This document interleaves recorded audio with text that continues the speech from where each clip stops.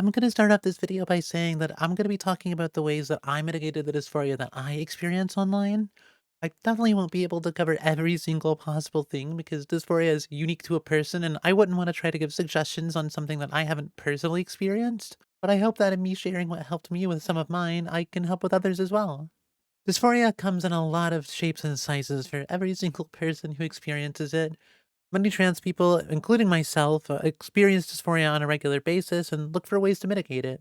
I've discussed in previous videos that I spend a lot of my time online, and far more than the majority of people do, because of the way that I have to go about existing to keep myself safest. Something I've also discussed previously. In existing like this means that a large majority of my presentation and me being observed is also on the internet, which means that's where a lot of my dysphoria also exists. This isn't to say that I don't have dysphoria that affects me in more IRL ways, but there's a lot less that I can do about that right now in my living situation than I can with online, so a lot of my energy has been spent on preventing what I can. This video is going to be broken down in two of the main categories of how I present online: auditorily and socially/visually. I specifically want to combine these last two because I think the points I want to discuss will work well together. These aren't the only ways that I do have dysphoria online, as general presentation and coming out obviously is a separate category that helps a lot with my dysphoria, but that was touched more in my last video, so I want to focus more on the other aspects of dysphoria in this one. The only thing I can say about coming out online is that this is your judgment call. When you feel like you're ready to do it, do it.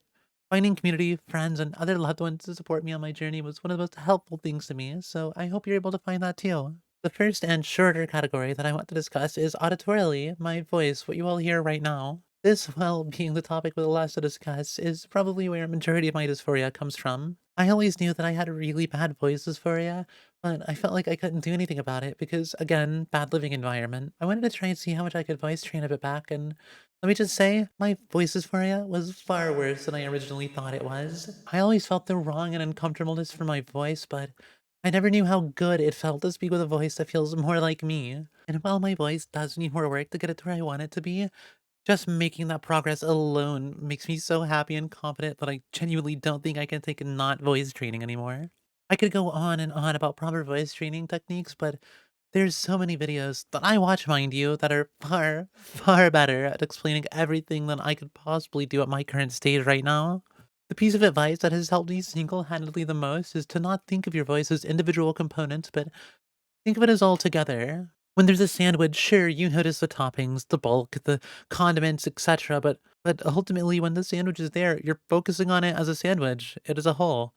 Do the same thing with your voice. Yes, your voice is made of resonance and pitch and many other things, but all these parts need to work in unison to produce a voice that makes you happy. If you do want to solely focus on one thing while getting started, I heavily, heavily recommend focusing on resonance over pitch. I made the mistake of focusing too much on my pitch and larynx while starting voice training initially, but progress is so much smoother and more effective for me when working on resonance more and trying to make my voice produce something that makes me happy rather than analyzing any individual part. I fortunately have the opportunity to practice my voice a lot, not only because of the content that I make, but also because of constantly talking to my girlfriend and friends on voice chats, all of which I feel comfortable practicing during. I'm working myself towards being able to push myself into more public settings of voice practice, but I want to touch on that more later in the next section. This is to say that the voice you're hearing right now is nowhere close to where I want to be with my voice, but it's progress and it's making me happy. Speaking of the next section, okay, buckle up. Here's where the bulk of the video starts. I think it's pretty obvious about one thing that I do online for presentation, and that's VTubing. But I do not want to make that the main focus of this part of the video, because majority of people who watch this video are not VTubers. I will lightly discuss free ways that you can do this because it also segues into general points very well. The general point I want to get across is how to find a profile picture, character, avatar, etc. that feels like you, represents you, and makes you happy that you can use as yours. The two best free ways to do this, in my opinion, are through PicCrew and Vroid Studio. PicCrew is a site that artists are able to upload, essentially make your own character packs. You can go through and customize a character to your liking using all the assets that the artist provided, and with a bit of work, searching and customizing, find something that feels like you. This is something that I heavily utilized when trying to concept design for my model, because I wanted to see how the general style of my design would look in a variety of different ways, and it led me to finding some things I liked better than what I initially had in mind. Just be sure that you understand the rights the creator of the pic crew provides and don't do anything they wouldn't approve of, such as make sure if you do content creation that you find one that explicitly states that commercial use or streaming use is allowed. For the second option, and my personal favorite freeway, VRoid Studio. VRoid Studio is an application that a lot of people use for streaming, but you can use it for far, far more than that. It allows you to create your own custom character with a huge amount of customization and unique options that you can use for avatars, custom characters in scenarios like D&D, or one other feature that I'll be discussing later. I actually recently made this 3D model of my own because even though I have this 2D model, I really wanted a custom 3D one, and your girl does not have the money to commission one from someone.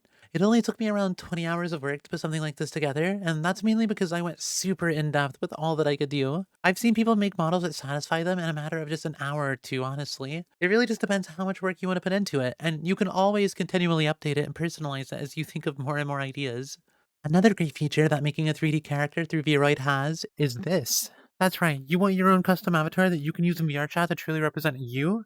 VRoid, along with Unity and optionally Blender, lets you do that, and it lets me segue very nicely into the online aspect of social presentation. So thank you, VRoid. VRChat is genuinely such a game changer for online interaction, and one that I wish I had gotten into a lot sooner. It allows you to walk around presenting as yourself without the nervousness of existing in real life around people while presenting, and lets you truly experience getting to be you. I know so many trans people who use VRChat to help with dysphoria, to meet friends, and to interact with other trans people and share experiences. And it's allowed a lot of trans communities to populate for an area of safety for trans people who just simply want to exist. A big aspect that will come from this, though, is what do you want to be called? Bam, segue. Choosing your name is another huge aspect. Whether it's your actual name or a screen name, it's important that you pick something that you're comfortable and happy with being called.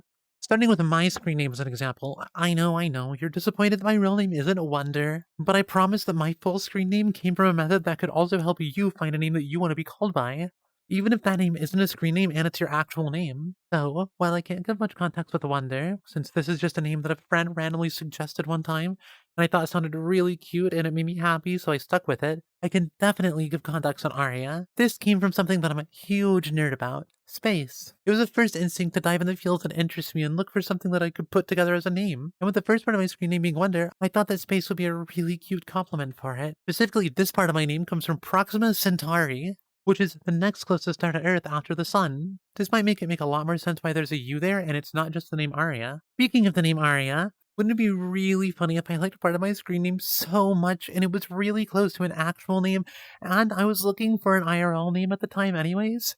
No, that would be silly. Yes, my actual name comes from my screen name. This is why I thought it would be important to talk about it specifically, because quite literally, the method of how I got my screen name was exactly the method of how I got my IRL name. This is still a name that I prefer only close friends I've given explicit permission to call me by, or in scenarios where an online alias doesn't make sense to use. For everyone else, you can stick with Wonder.